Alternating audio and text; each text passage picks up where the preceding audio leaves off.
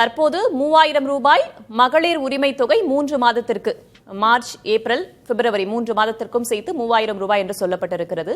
கோடை காலத்திற்கான சிறப்பு தொகையாக 2000 ரூபாய். திமுக ஆட்சிக்கு வந்தால் 2000 ரூபாய் என்றெல்லாம் ஒதுக்கி வைத்துவிட்டு தற்போது இந்த 5000 ரூபாய் களத்துல தாக்கத்தை ஏற்படுத்துமா? ஏற்படுத்தும் என்றால் என்ன மாதிரியான தாக்கமாக இருக்கும்?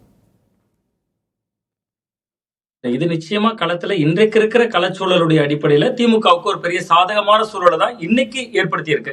கிட்டத்தட்ட பல பெண்கள் மிகுந்த மகிழ்ச்சியோடும் உற்சாகத்தோடும் காலையிலே ஏடிஎம் வாசல்ல காத்து நிற்கக்கூடிய காட்சிகள் எல்லாம் பார்க்க முடிஞ்சுச்சு. நம்ம செய்திகள்ல எல்லாம் காலையில வந்த உடனே பிரேக்கிங் நியூஸ் வந்த உடனேயே பல பெண்கள் ஏடிஎம்களுக்கு எல்லாம் போய் தங்களுக்கு வந்துருச்சா அப்படின்னு செக் பண்ணக்கூடிய காட்சிகள்லாம் இருந்துச்சு. சோ இது களத்துல திமுகவுக்கு ரொம்ப சாதகமான ஒரு சூழலை தான் ஏற்படுத்தும் இன்னைக்கு இருக்கக்கூடிய சூழல்ல. அதுல மிக மிக முக்கியமா ஒரு மாதத்திற்கு 1000 ரூபாய் என்பது ஒரு விஷயம். அதை தாண்டி கூடுதலாக ஒரு 2000 ரூபாய் அப்படிங்கிறது ஒரு போனஸ் தொகையை போல ஒரு கோடைகால சிறப்பு நிதி என்கிற பேர்ல ஒரு 5000 ரூபாயாக அது வழங்கப்படுறது பெண்கள் மத்தியில் ஒரு பெரிய தகத்தை, ரொம்ப குறிப்பா கிராம பெண்கள் மத்தியில. அந்த கிராம பெண்கள் அப்படிங்கிறவங்க தான் கிட்டத்தட்ட அதிமுகவினுடைய ஒரு ஓட்டு வங்கியாக இருந்தவர்கள்.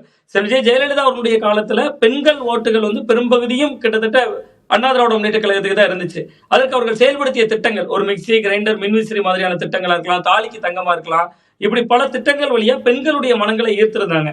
இப்ப ஏறக்குறைய திமுக அந்த இடம் நோக்கிதான் தங்கள் கட்சியே கடந்த 4 ஆண்டுகள்ல பெண்கள் வாக்குகளை குறிவைத்துதான் பல காய் நகர்த்தல்களை செஞ்சிருந்தாங்க.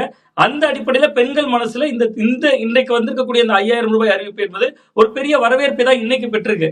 பட் இன்னைக்கு நம்ம ரூபா கொடுத்துருக்கோம், இதனுடைய தாக்கம் தெரியுது.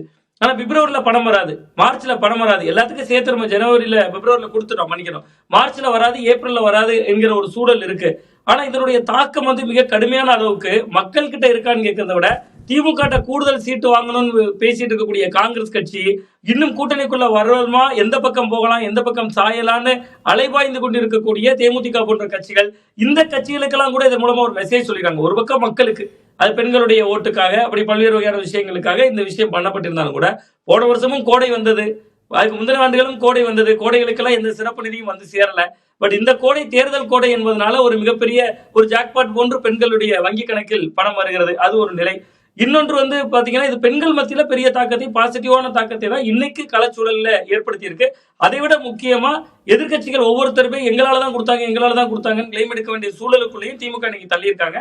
கூட்டணி கட்சிகளுக்கு தான் மிக முக்கியமான மெசேஜ். காங்கிரஸ் எல்லாம் நேற்று வர கூடுதல் சீட்டு, ஆட்சியில் பங்கு, அதிகாரத்தில் பங்குன்னு பல குரல்கள்ல பேசுறாங்க. இன்று வரை வெளியில் இருக்கக்கூடிய கட்சிகளுக்கும் இதன் மூலமா நாங்க பாருங்க பெண்களுக்கு ஒரு 5000 ரூபாய் கொடுத்துட்டோம். நீங்க கடந்த 2024 பாராளுமன்ற தேர்தல் முடிவுகள் ஒரு முன்னுதாரணம் மேடம். கிட்டத்தட்ட 2024 பாராளுமன்ற தேர்தல் ஏப்ரல் மாதத்துல நடக்குது. அவங்க 2023 கிட்டத்தட்ட ஆட்சிக்கு ஒரு 25 மாதங்களுக்கு மேல கடந்திருக்கக்கூடிய நிலையில செப்டம்பர் 15ஆம் தேதி பேரறிஞர் அண்ணா அவர்களுடைய பிறந்த நாள்ல 2023 அறிவிக்கிறாங்க. 24 ஒரு தேர்தல் வருது, இல்ல பாராளுமன்ற தேர்தல் வருது. மகளிருக்கு 1000 ரூபாய் கொடுத்ததனுடைய தாக்கம் அந்த பாராளுமன்ற தேர்தலே எதிரொலித்தது. இப்ப திமுகவுக்கு இயல்பாகவே பெண்கள் கூட்டமாக விஜயனுடைய கூட்டத்துக்கு வரதை பாக்குறாங்க. அண்ணா திராவிட முன்னேற்ற கழகம் குலவிளக்கு திட்டம்ங்கிற பேர்ல 2000 ரூபாய் அறிவித்து விட்டார்கள். சோ அப்ப அந்த இடத்தையெல்லாம் ஈடு செய்யணும். அப்ப திமுகவுக்கு இதுல இன்னும் சில பிளஸ் பாயிண்ட்கள் இருக்கு. ஏன்னா ஏற்கனவே கடந்த ஜனவரியில பொங்கல் பரிசாக ஒரு 3000 ரூபாய் கொடுத்திருக்காங்க, பிப்ரவரியில 5000 ரூபாய், மார்ச்ல இருந்து நீ எலெக்ஷன் மூடுக்குள்ள போயிருவாங்க. கிட்டத்தட்ட ஒவ்வொரு ஊர்களையும் போகக்கூடிய தலகர்த்தர்கள் நீங்க இன்னைக்கு சட்டம் ஒழுங்கு பிரச்சனையோ பெண்கள் பாதுகாப்பு தொடர்பான பிரச்சனைகளோ யாராவது பேசுனாங்கன்னா, எதிர்கட்சிகள் பேசுனாங்கன்னா 3000 ரூபாய் கொடுத்தோம் பொங்கலுக்கு, 5000 ரூபாய் கொடுத்தோம் இந்த திட்டத்தின் பேர்ல, உங்களுக்கு பிப்ரவரியில 5000 ரூபாய் கொடுத்தோம், என்ன செஞ்சிருக்கோம் என்பதை சொல்ல முடியும்ல. அது திமுகவுக்கு ஒரு சாதகமான அம்சமாகத்தான் கிரவுண்ட்ல இன்னைக்கு சூழல்ல இருக்கு அப்படிங்கறத தான் பாக்குறேன். ஒவ்வொரு தேர்தலையுமே பெண்களுடைய வாக்குகள் மிக முக்கியமானதா பார்க்கப்படுது. ஒரு சில ஆண்டுகளுக்கு முன்பு வரைக்கும் பெண்கள் வாக்குகள், கோர் வாக்குகள் எல்லாமே அதிமுக அப்படின்ற மாதிரி இருந்தது. கடந்த சில தேர்தல்களை நம்ம ஒப்பிட்டு பார்த்தோம் அப்படின்னா பெண்கள் அதிகப்படியாக திமுகவுக்கு வாக்களித்தார்கள் அப்படின்னும் தரவுகள் சொல்லுது. அப்படி இருக்கும்போது இந்த தேர்தலில் பெண்களுடைய வாக்குகளை நிலைநிறுத்திக் கொள்ளவா அல்லது இந்த அனௌன்ஸ்மெண்ட்டை கொடுத்தே ஆகணும் அப்படின்ற நெருக்கடி இருக்கா? இல்ல, கடுமையான கட்டாயம் இருக்கு, நெருக்கடி இருக்கு திராவிட முன்னேற்ற கழகத்துக்கு. நீங்க கிட்டத்தட்ட 1,31,00,000 பெண்களுக்கு நீங்க கொடுத்திருக்காங்க. அதுல ஒரு 5000 ரூபாய் இப்ப கொடுக்குறாங்கன்னா நெருக்கடிகள் நிறைய இருக்குல்ல. நீங்க விஜய் போன்ற புதிய பிளேயர் வந்திருக்காங்க.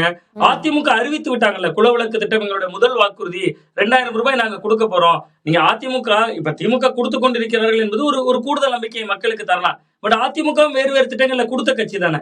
நீங்க அது பெண்களுக்கு என்று நம்ம குறிப்பிட்டு எடுத்துக்கிட்டா கூட மிக்சி, கிரைண்டர், மின்விசிறி, தாலிக்கு தங்கம், இன்னைக்கு தங்கத்தினுடைய விலை எவ்வளவு, அதை நம்ம ஒப்பிட்டு பார்ப்பாங்கல்ல பெண்கள்.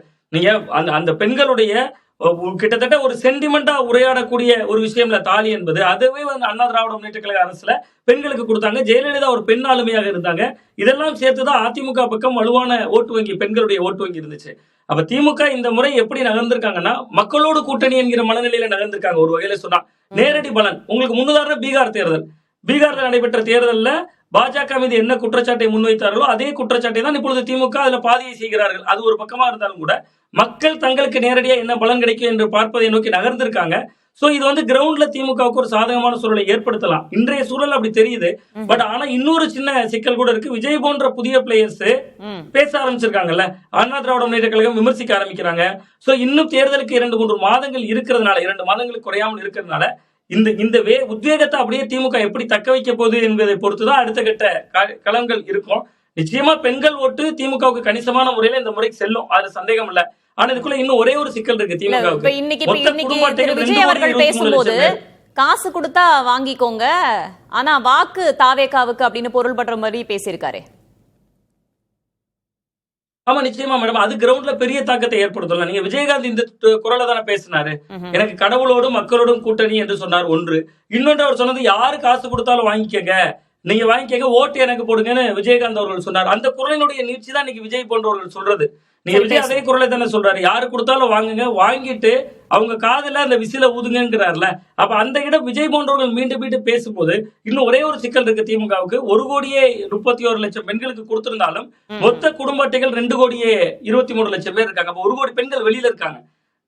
அந்த அந்த இடம் வந்து ஒரு கவனிக்க வேண்டிய இடமா இருக்குல்ல. இப்ப இந்த 1,31,00,000 பயனாளிகள் இருக்கல, திமுக ஓட்டு இருப்பாங்க, அதிமுக ஓட்டு இருப்பாங்க, தாவேகா ஓட்டு இருப்பாங்க, எல்லா கட்சிகளுடைய ஓட்டு இருப்பாங்க. அப்படி ஒரு 30 லட்சத்தை வெளியே தள்ளுங்க. அப்ப 1 கோடி பெண்களுடைய ஓட்டை அவர்கள் ஈர்க்கணும். அப்படி ஈர்ப்பதற்காகத்தான் இந்த திட்டம் வகுத்திருக்காங்க. சரி, மகளிர் உரிமை தொகை பெறாதவர்களுடைய கணக்கும் இருக்கு அப்படின்னு சொல்லியிருக்கீங்க. நம்ம தொடர்ந்து பேசலாம் திரு சுவாமிநாதன்.